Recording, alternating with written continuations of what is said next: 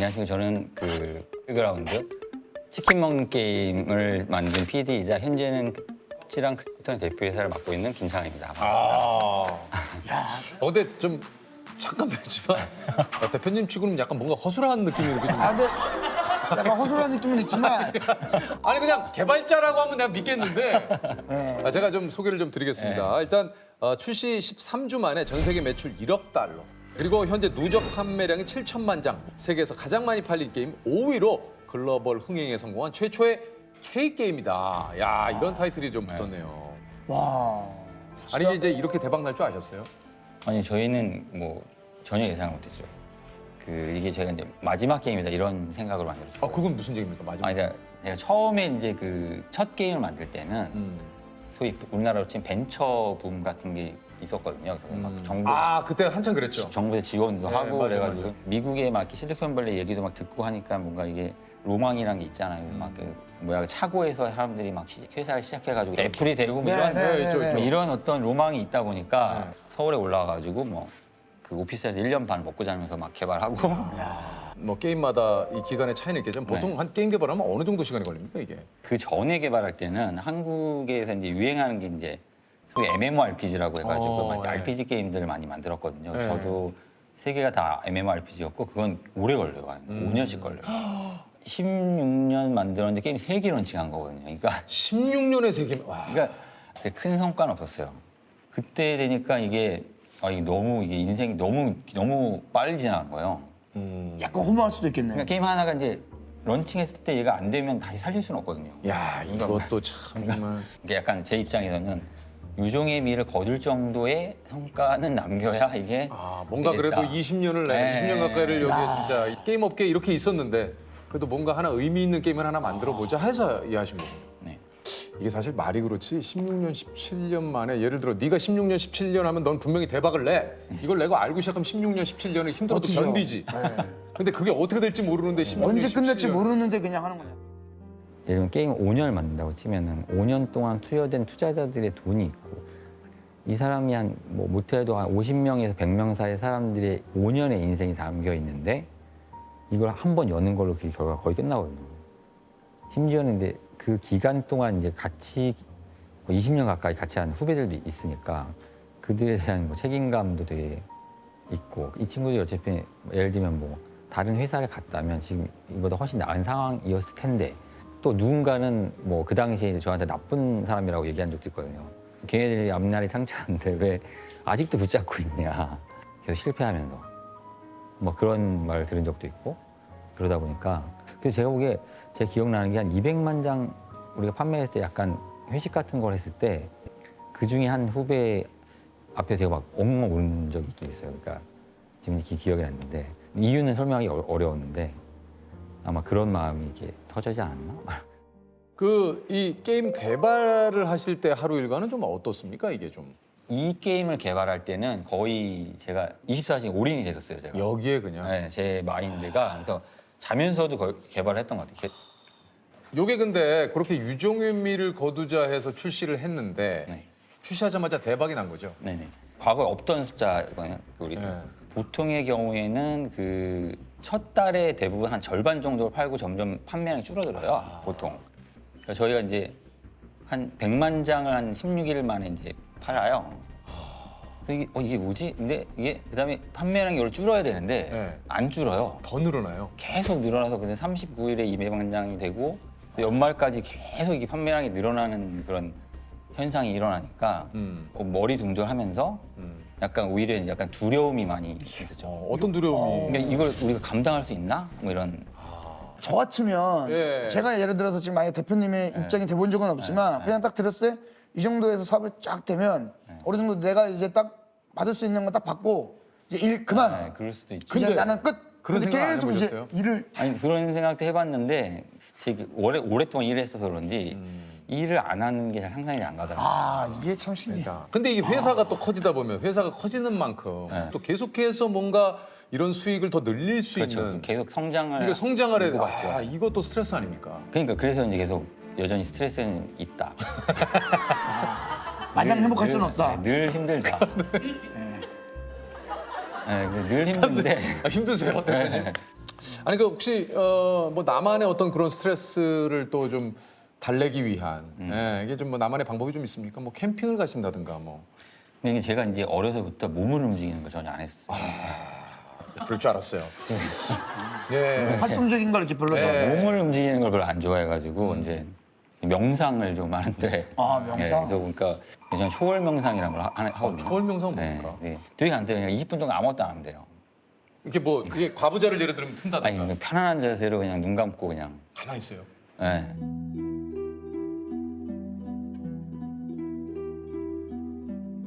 (20분) 하면 초반부 10분 동안은 최근에 제가 고민하던 것들이 많이 떠오르더라고요. 그냥 올라와요. 그리고 다른 하나는 이제 미래에 벌어질 일을 내가 계획하는 것처럼 이제 막 상상이 되는 식으로 떠오르더라고요. 원래 만트라라고 하는 그 의미 없는 말을 그냥 속으로 되뇌이면 되거든요, 천천히. 예를 들면 어떤 겁니까? 라똥 예, 그런 거 해도 돼요. 예. 의미가 없는 거를 속으로 계속 20분 동안. 너무 긴 건 하지 마세요. 안 되고 상대적으로 저한테 아니, 굉장히 좀 타이트하신 것 같아요. 약간 느낌이. 아니, 참고로 이제 제가 제대로 배운 건 예. 감독 중에 데이비드 린치 감독이라든지 마틴 스코르시지 감독도 그렇고 오프라 윈프리도 다. 요즘에 그 명상하시는 분들이 굉장히 많아요. 예, 주변에. 형님이 우연히 던져준 책 하나가 나를 28년간 고시에 아니 진짜 올드보이라는 영화가 있었는데 고시보이라고. 아니 참 영화가 나와도 아니 고시보이라는 영화가 나와도 될.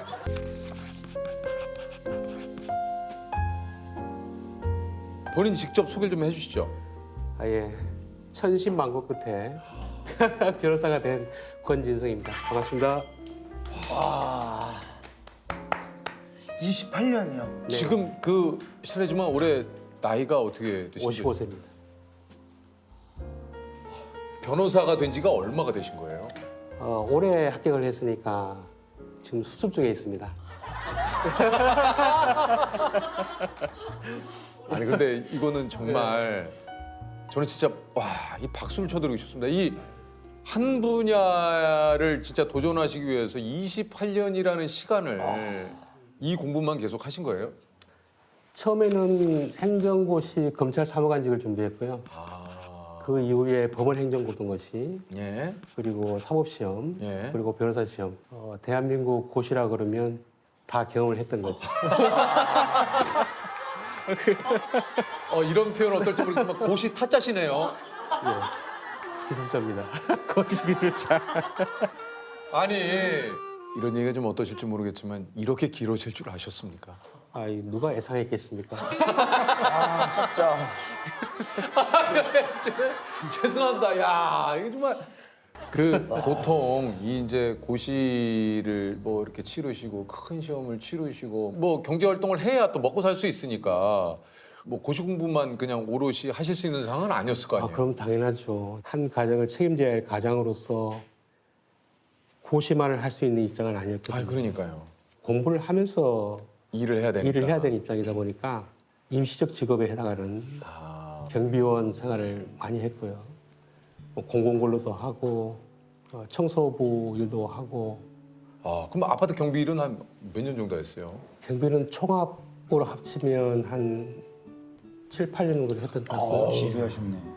경비라는 업무라는 게 이게 감시 단속적 업무다 보니까 그러니까요. 예. 일을 하면서도 책을 볼 수 있는 시간이 주어지거든요. 예. 특히 야간 때는 조용하니까 업무를 보면서 책을 보고 그래서 경비업이 제가 고시 공부를 하는 데 있어서는 가장 가장 적합한 일이었지 않나 이렇게 생각합니다. 그냥 막막하더라고요. 생긴 문제는 제가 해결을 해야 되니까요. 사업을 해야겠다라는 생각을 하던 차에 집사람이 그 프랜차이즈 좀 해보는 게 어떻겠냐라고 하시더라고요. 그래서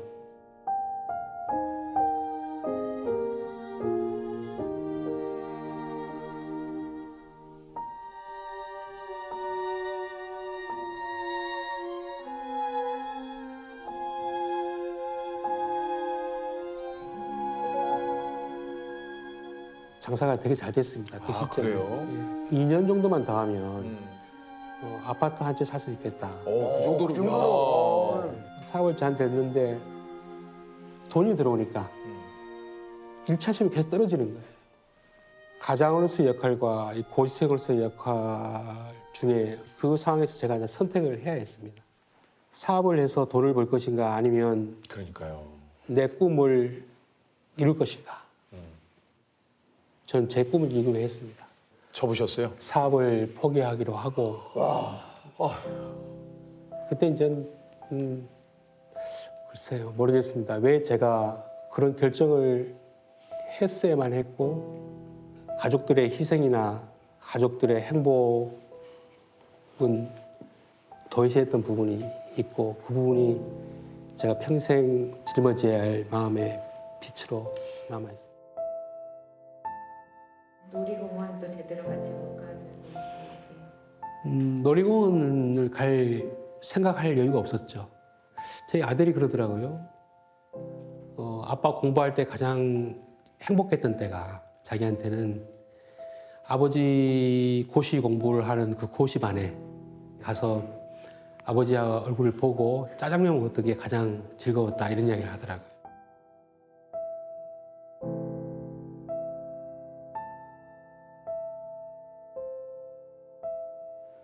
그냥 애들만 생각하면 미안하고 안타깝고 뭐 그런 생각들밖에 없어요. 근데 왜 이렇게 법조인이 이렇게 되고 싶으셨던 거예요? 글쎄요, 이게 처음부터 법조인이었다기보다는요. 원래 초등학교 선생님이 되고 싶었거든요. 예. 선생님 하셨어도 되게 좀 잘 어울리셨을 거예요. 아, 그렇습니다. 예. 네, 왜냐하면 제가 초등학교를 6번을 전학을 했거든요. 왜요?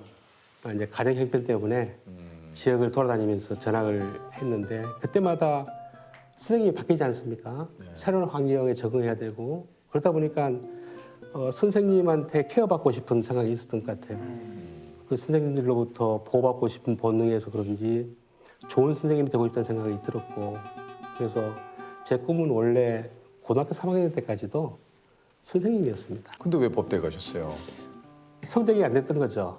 그러니까 그때 부산대학교 교대 점수가 높았어요. 근데 제 점수는 거기에 멈추더라고요. 그래가지고 그런 차에 이제 형님께서 그때 형님도 법 공부를 하신 분인데 법과대학 가면 어떻겠냐는 말씀을 하시는 거예요. 그러면서 책을 한 개 던져주는 거예요. 책을 읽어보니까 아 이것도 괜찮겠다는 생각이 든 거예요.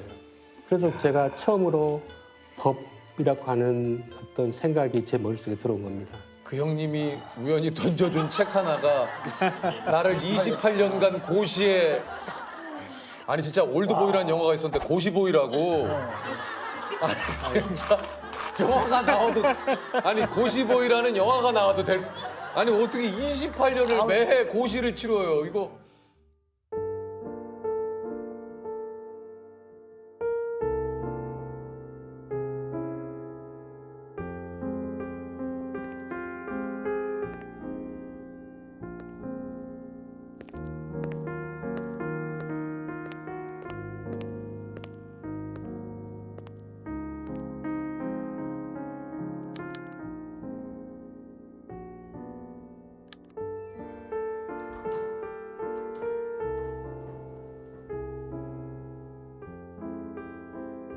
그 올해 4월에 변호사 시험 합격하니까 네네. 진짜 어떠셨나요 기분이?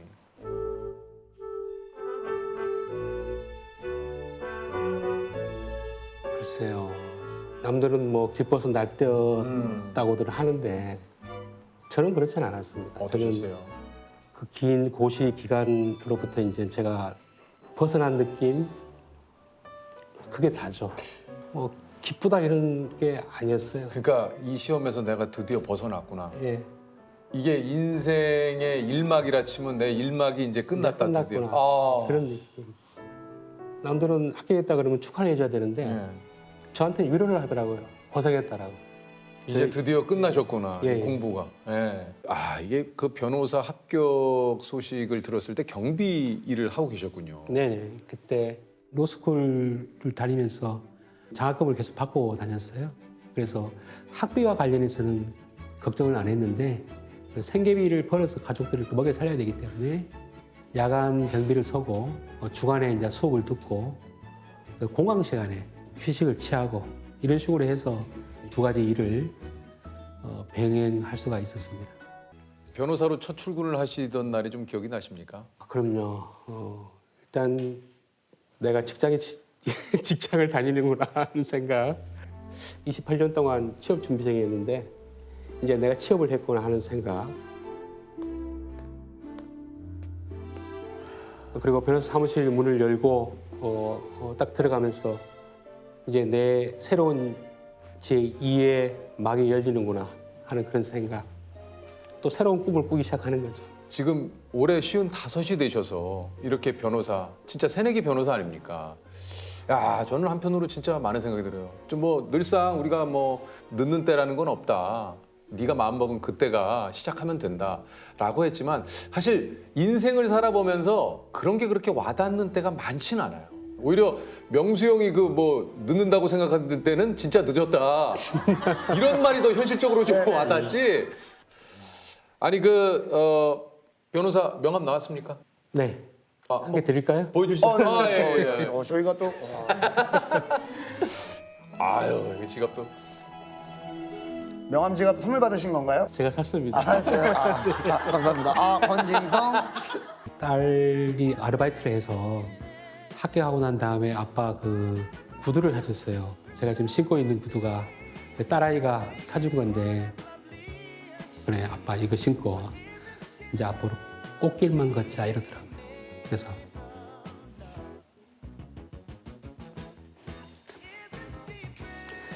많이 미안하죠. 아빠가 변호사로서 걸어가야 할 길에 반드시 이 신발이 마지막까지 같이 할 겁니다.